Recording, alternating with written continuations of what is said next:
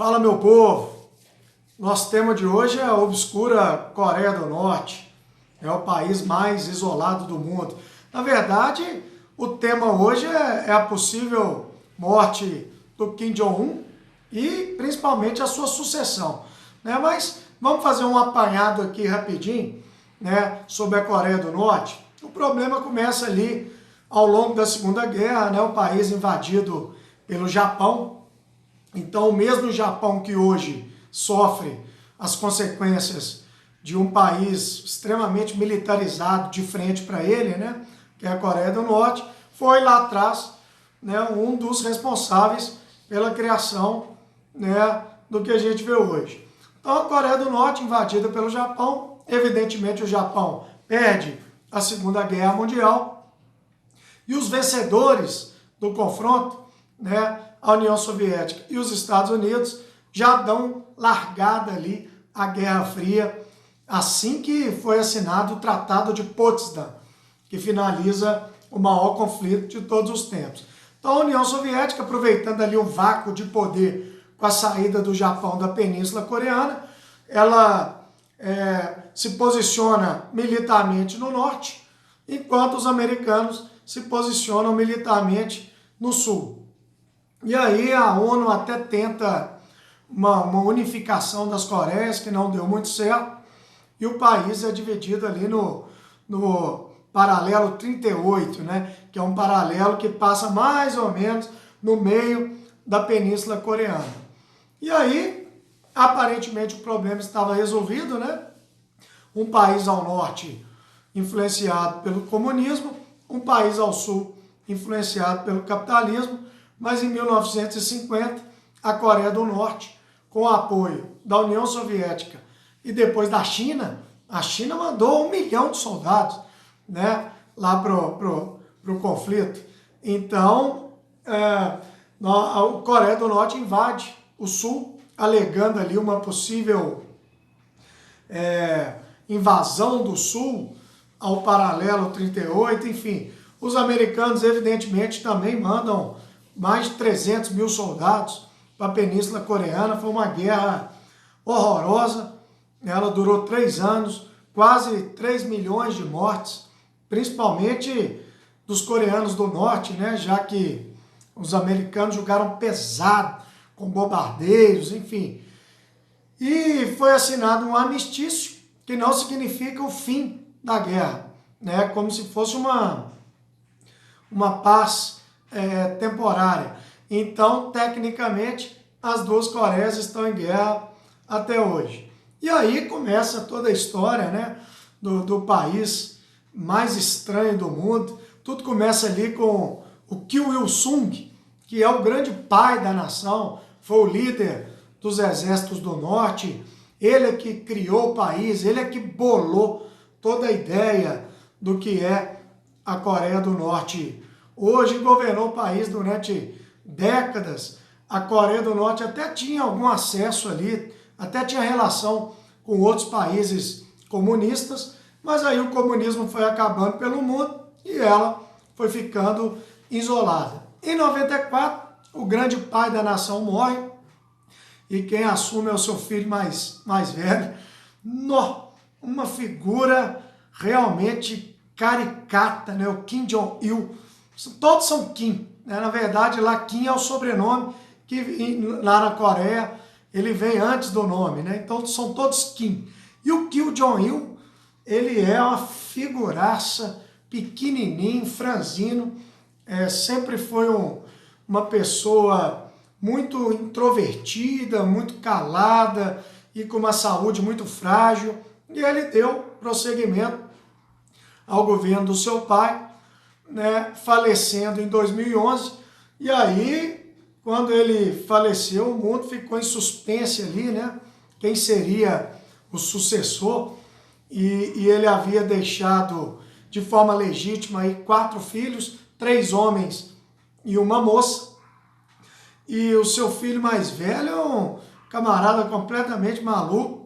Ele havia entrado no Japão com um passaporte falso para poder ir na Disneylândia japonesa.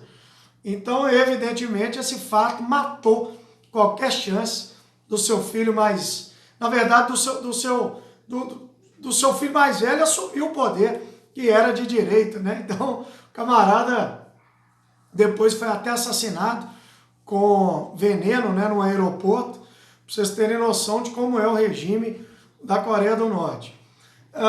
O segundo filho, ele, segundo especialistas, ele era tido como um camarada que não era homem o suficiente para assumir a Coreia do Norte, vamos dizer assim, né? Um país muito machista, e eles achavam que o filho número 2 não tinha pegada suficiente para ser o líder. E aí o governo caiu nas mãos do nosso exótico Kim Jong-un, o filho 03, com menos de 30 anos de idade. Ele assume um país que desde 2003 saiu, né, do acordo de não proliferação nuclear. É um país que se tornou um país atômico, né? Um país que hoje tem uma pobreza muito grande, falta comida para a maior parte da população que morre de fome, mas o país deve ter aí 10 ou 20 ogivas nucleares. É um país que tem mísseis balísticos, né, que podem chegar até os Estados Unidos. Volta e meia eles fazem testes aí, lançando mísseis que passam por cima do Japão, né, numa nítida provocação ao seu antigo rival, né? Então, é um país fechado. Ninguém sabe, por exemplo, a idade certa do Kim Jong-un, né? Acredita-se que ele tenha 36 ou 37 anos, né? E ele estudou na Suíça com nomes falsos, então ele tem uma vida pregressa aí, completamente obscura, é um ditador, mandou matar seu tio, né, com possivelmente um míssil antiaéreo, né, ele colocou o tio e executou ele com um míssil. Então, assim, são histórias bárbaras que acontecem lá dentro, né? É um país que não tem internet para o exterior, é um país onde a população não tem direito a ter sua opinião, rádios e governos controlados pelo Estado, enfim, uma coisa horrorosa, né? Uma ditadura realmente brutal. E aí, nos últimos dias começaram a circular notícias de que o Kim Jong-un teria morrido, né? Notícias que até agora não se confirmaram. É um país onde as informações são muito truncadas. O que despertou essa suspeita foi o líder não ter ido ao aniversário de comemoração pelo seu avô, o pai da nação. Então isso levantou algumas suspeitas. Dizem que ele fez uma operação do coração, estaria se recuperando e que não estaria morto, enfim. E aí abre-se aquela grande discussão de quem poderia ser o sucessor do nosso querido Kim Jong-un, né? E quem seria o líder a comandar aí um exército de quase 1 milhão de soldados, né? Um país que investe 25% do PIB em armamento, uma coisa assim absurda. Apesar de ser um PIB pequeno, percentualmente é o maior número do mundo. Um país que é a quinta maior forças armadas do mundo.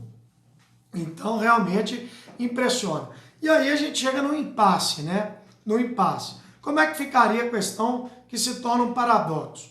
A pessoa mais talhada para suceder o Kim seria sua irmã, Kim Yo-jong, que é a líder das mulheres dentro do exército da Coreia do Norte. Então ela é a comandante feminina, né, dentro do exército. Ela é a Joseph Goebbels, né, do regime. Ela é a relações públicas, ela é a gerente das propagandas do Estado e ela tem muita moral, né? Ela é a número 2 do Partido dos Trabalhadores da Coreia do Norte. Então ela, pela lógica, seria a governante da Coreia do Norte. É uma moça como tudo lá, né, muito esquisita. Ela, sempre que o Kim está dando alguma entrevista, ela foi junto com ele nos encontros com o Trump, e ela ficava sempre atrás das cortinas, sempre observando muito o que ele fazia, sempre conversando muito com ele entre as entrevistas. E tem um caso interessante, que o Kim Jong-un, ele apaga uma guimba de cigarro no cinzeiro, e ela rapidamente vai lá e recolhe o cinzeiro, talvez para não deixar o DNA dele, para que algum grupo de espiões, né, pudesse pegar e fazer qualquer tipo de análise. Então ela é muito séria, praticamente não ri, ela é muito pragmática, ao que tudo indica, né? Muito ligada ao regime, à família. Então nós não sabemos o que esperar dela. Dizem que ela é pior do que o irmão, assim, mais dura, né? Realmente ela tem um semblante assim muito sério, e ela seria a opção lógica. Mas aí cria-se um paradoxo, né? Um país sempre governado por homens, um país tremendamente machista, né? Como que uma mulher chegaria ao poder? Por outro lado também, o Kim Jong-un, ao que tudo indica, tem 3 filhos, mas são garotos muito novos, né? Apesar do Kim ter assumido o poder com menos de 30 anos, os filhos dele são novíssimos. Então seria uma repetição aí, tipo do Brasil, né? Quando o Dom Pedro II, ele herdeiro ao trono do Brasil, tinha 14 anos de idade. Então, ou ela assumiria, ou ela poderia ser ali uma regente, né? Ela assumiu o país enquanto os filhos do Kim Jong-un não têm idade suficiente para assumir, né? Até o momento em que eles pudessem assumir o governo. Ou uma terceira opção, o país caísse nas mãos da cúpula militar, aí realmente não saberíamos para onde iríamos, né?